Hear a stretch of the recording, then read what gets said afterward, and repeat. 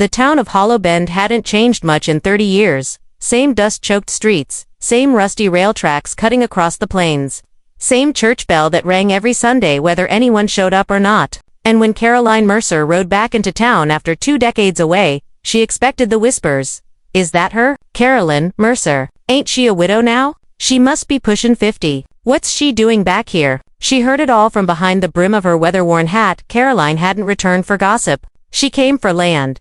The letter had arrived 2 weeks earlier. Her brother, Samuel, was dead, and with him went the last of the Mercer line. His ranch, Mercer Ridge, once a sprawling cattle haven, had been left to her. Most would have sold it. Carolyn saddled up and rode straight to Hollow Bend. She hadn't been back since she was 25. Back then, she'd been the prettiest girl west of the river, with a mane of auburn hair and a laugh like creek water. Suitors lined up at her door, but she'd picked Thomas, a soldier who never came home. After that, she left. Spent years working as a seamstress, a nurse, even a barmaid in a mining town. Life passed in the blink of an eye. Now, at 49, she didn't feel old, just unfinished. The ranch house was falling apart, fences down, the well barely breathing. The cattle were gone, and weeds had taken their place. Still, it was hers. But she wasn't the only one interested. On her 3rd day back, a rider came up the trail, broad-shouldered, sunburned, and riding a sturdy buckskin. He tipped his hat as he drew near. "Ma'am," he said, "name's Jack Callahan. I run the Circle C, down yonder past the ridge. I was friends with your brother. Sorry for your loss." She gave a curt nod. "Thank you. I reckon you'll be sellin' this place," he said carefully. "Ain't much left but busted dreams and coyotes." Caroline narrowed her eyes. "I didn't come to sell, Mr. Callahan." He tilted his head. "Beggin' your pardon, ma'am, but this ain't no place for a woman alone." "I'm not alone," she said sharply. "I've got grit, a mule, and more stubbornness than this land's seen in years." Jack chuckled. "That's so. That is so." He tipped his hat again, this time with a half-smile. "Well, Miss Mercer, if you change your mind, I'll be down the road, but if you plan on you might need a little help." Caroline watched him ride off, dust trailing behind like a ribbon in the wind.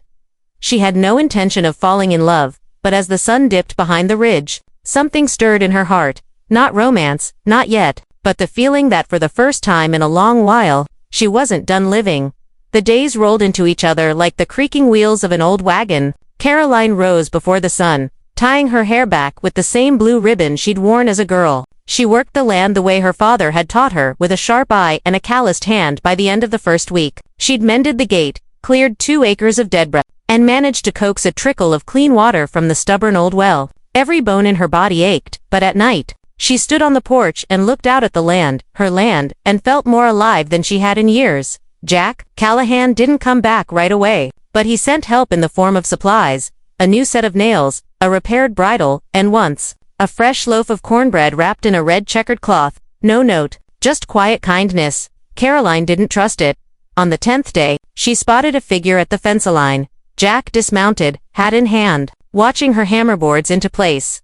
"Didn't think I'd see you again," she said, not looking up. "Well," he replied, "I figured if you were gonna wear yourself out on that fence, you might want someone who can drive a nail straight." She smirked. "I managed just fine. I can see that." He stepped forward. "But 2 hands are better than 1. She hesitated, then handed him the hammer.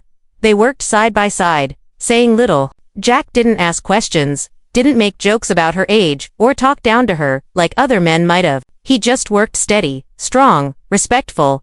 That night, she invited him to stay for supper. They sat by the fire in the kitchen, eating beans and bacon with a pot of black coffee between them. "You ever marry?" she asked. "No, almost once." He stared into the fire. She wanted more than a rancher with dust on his boots. Caroline sipped her coffee. "Funny how people think we stop wantin' things after a certain age, like love, or land, or a good fight with a stubborn fence post." Jack looked at her then, really looked at her. "You stopped wantin' any of those things." She met his eyes. "I tried. Didn't take." The silence between them was soft, not uncomfortable, the kind that lingers when you feel seen for the first time in years. "I know I'm not young," she said finally, "but I'm not done." Jack gave her a slow nod. "Neither am I." Outside, the wind rustled through the grass, and the stars blinked bright in the black sky. Inside, 2 people who thought their time had passed sat close to the fire, each warming more than just their hands. The storm came in fast, with wind that howled through the valley like a wild animal. Caroline stood on the porch, watching the clouds twist over the hills like dark fists curling in the sky. She didn't scare easy, but this storm was different.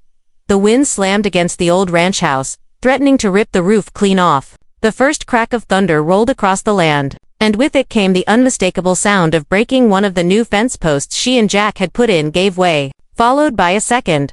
Caroline was already pulling on her coat when Jack rode in, soaked to the bone, a rope tied around his saddle horn and urgency in his voice.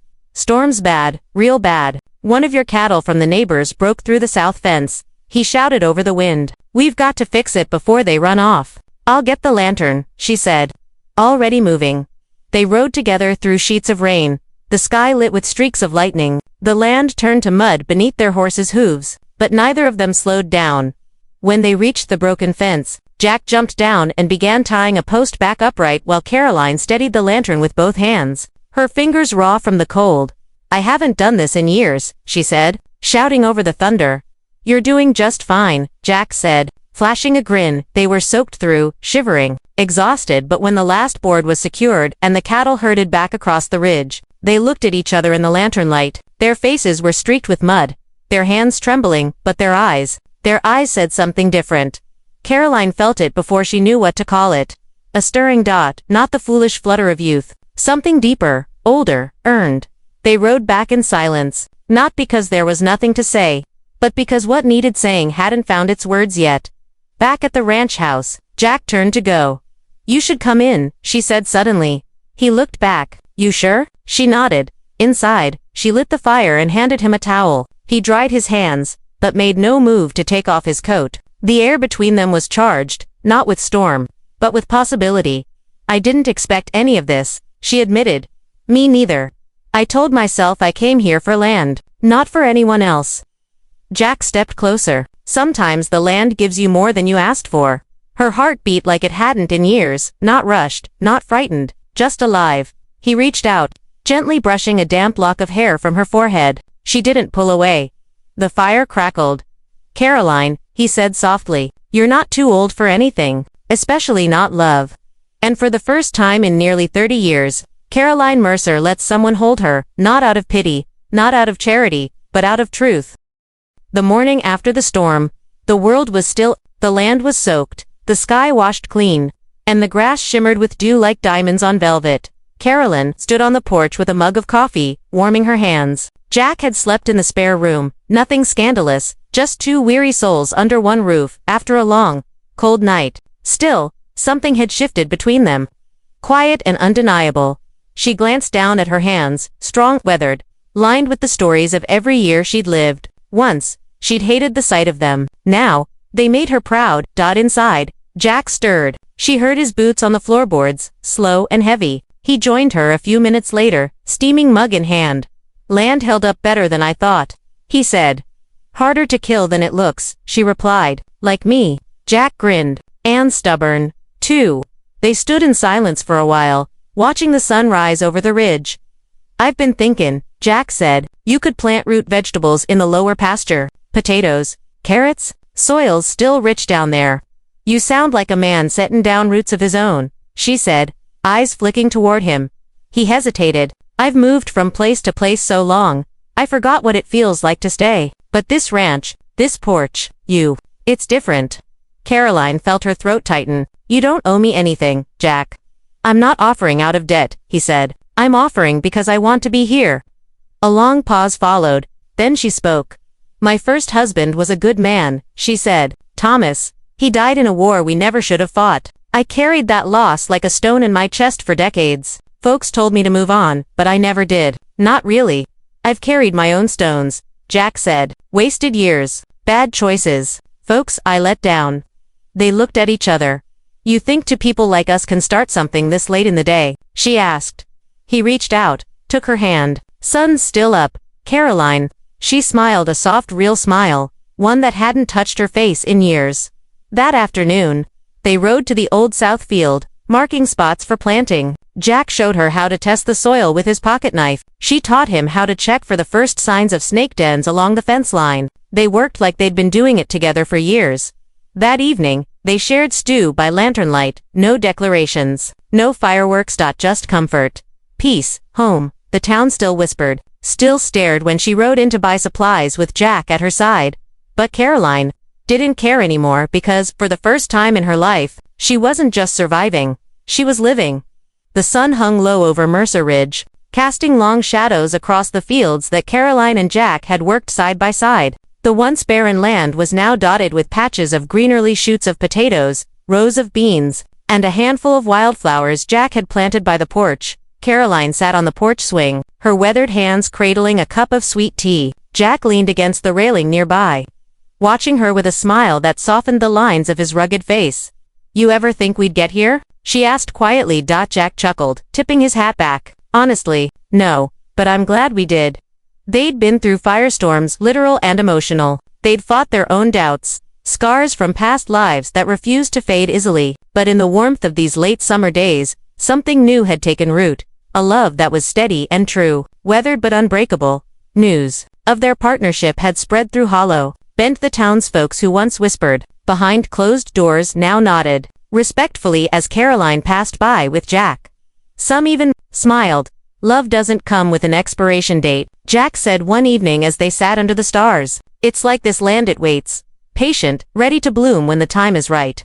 Caroline squeezed his hand, the strength in his grip echoing the promise in her heart. "You taught me that," she said. Jack stood and pulled her gently to her feet. "Then let's make sure Mercer Ridge blooms for many years to come." She laughed, a clear, bright sound that mingled with the crickets in the twilight. That night, as the fireflies lit up the dark like tiny stars, Caroline felt something she hadn't in a long time, not just for the land she'd fought to save, but for the life she was building with Jack. They sat close on the porch, two souls who had weathered storms alone but chose to face the future together. Because real love isn't about age, or past mistakes, or what others say. It's about finding the one person who sees you, fights for you, and stands beside you through every late summer bloom and every winter frost.